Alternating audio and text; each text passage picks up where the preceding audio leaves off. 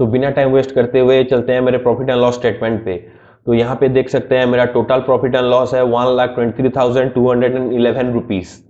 सो आज के video start करने से पहले 3 चीज़ें जानना बहुत ज़रूरी है। First is it possible to make money in stock market, दूसरा हाउ आई ट्रेड, और तीसरा इंट्राडे ट्रेडिंग कैसे कर सकते हैं।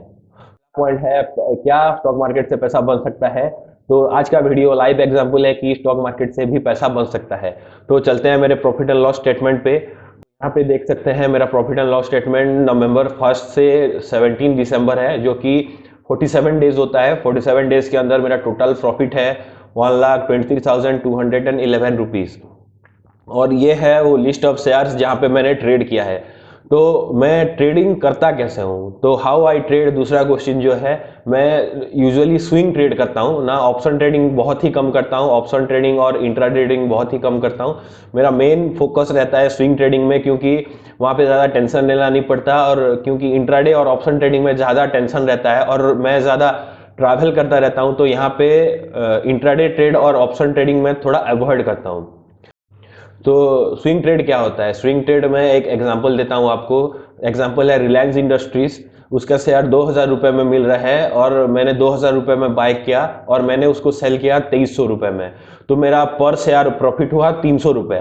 तो ऐसे ही स्विंग ट्रेड ऐसे ही होता है, नीचे खरीदो ऊपर बेचो, या ऊपर बेचो नीचे खरीदो। तो वैसे ही सेम यहाँ पे है।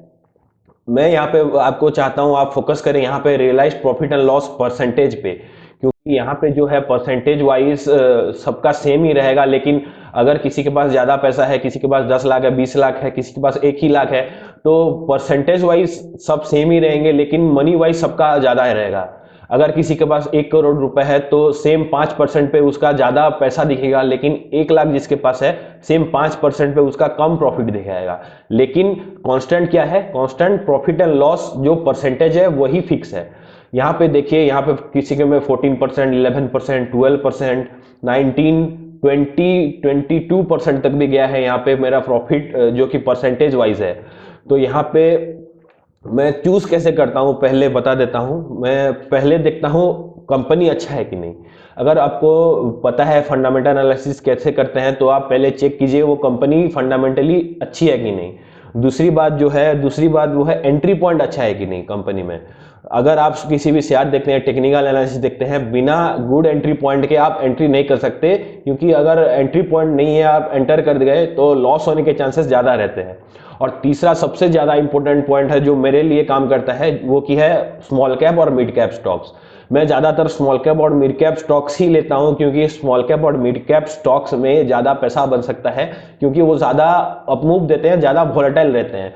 ये जो भी शेयर है, LT Foods, Godfrey Phillips, Elecon engineering, और सबसे ज़्यादा यहाँ पे बना है साइंड में, ये सब मिड कैप स्टॉक्स हैं। ये सब मिड कैप स्टॉक्स हैं, और यहाँ से और स्मॉल कैप कुछ है, कुछ मिड कैप है, यहाँ से ज़्यादा पैसा बन सकता है। लेकिन यहाँ पे देख सकते हैं, यहाँ पे 0.22% जो है ये है कोटक महिंद्रा बैंक का। कोटक महिंद्रा बैंक एक लार्ज कैप स्टॉक है, और लार्ज कैप स्टॉक में ज़्यादा पैसा नहीं बनता है यहाँ पे। अगर मैं बिगिनर्स की बात करूं तो बिगिनर्स को लार्ज कैप स्टॉक्स में ही रहना चाहिए, जो कि बहुत ही ज़्यादा सेफ रहते हैं। अगर कोई टेक्निकल एनालिसिस इसको पता है और थोड़ा एक्सपीरियंस है, वो मिड कैप और स्मॉल कैप में जा सकते हैं। लेकिन बिगिनर्स को स्ट्रिक्टली लार्ज कैप स्टॉक में रहना चाहिए, क्योंकि large cap stocks preferably safer होते हैं। अगर मैं यहाँ पे बात करूँ तो अगर फंडामेंटल हो या स्मॉल कैप हो, मिड कैप हो, कुछ फर्क नहीं पड़ता। अगर टेक्निकल एनालिसिस में आपका हाथ स्ट्रांग नहीं है तो आपको ज़्यादा तकलीफ हो सकती है, आपको लॉस हो सकता है यहाँ पे। अगर जिसको टेक्निकल एनालिसिस पता नहीं है, अगर वो एंट्री कर लेता है एक स्टॉक में बिना देखे, और 1-2 बार उसका तुक्का लग जाएगा, उसको प्रॉफिट हो जाएगा, लेकिन तीसरी चौथी बार जब वो एंटर करेगा तो वहाँ पे मार्केट उसको लॉस ही देगा। यहाँ पे फाइनल बात, जो इंट्राडे ट्रेडिंग करते हैं, पहले ही बात मैं क्लियर कर दूं, इंट्राडे ट्रेडिंग हर किसी की बस की बात नहीं है। यहाँ पे इंट्राडे ट्रेड मेरे को जो भी मिलते हैं, मेरे दोस्त भी मिलते हैं या और कोई भी मिलता है, यहाँ पे बोलते हैं इंट्राडे करा दे, बस आज पैसा डालूंगा आज पैसा निकाल लूंगा। तो ऐसा नहीं होता।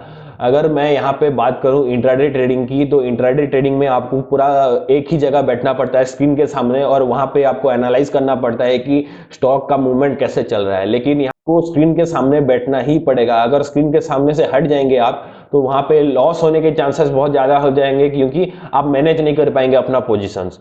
तो पहले इंट्राडे ट्रेडिंग करने के पहले आपको बस यही चीज याद रखनी है कि आपका टेक्निकल एनालिसिस बहुत ही ज्यादा स्ट्रांग होना चाहिए, आपका मार्केट के ऊपर ग्रैप्स होना बहुत ही ज्यादा जरूरी है, क्योंकि एक न्यूज, एक खबर, एक रेड कैंडल आपका पूरा प्रॉफिट खा सकता है यहाँ पे। और कोई भी क्वेरी है, कोई भी स्टॉक रिलेटेड क्वेरी है, तो नीचे कमेंट्स में आप मेरे को जरूर बताइए।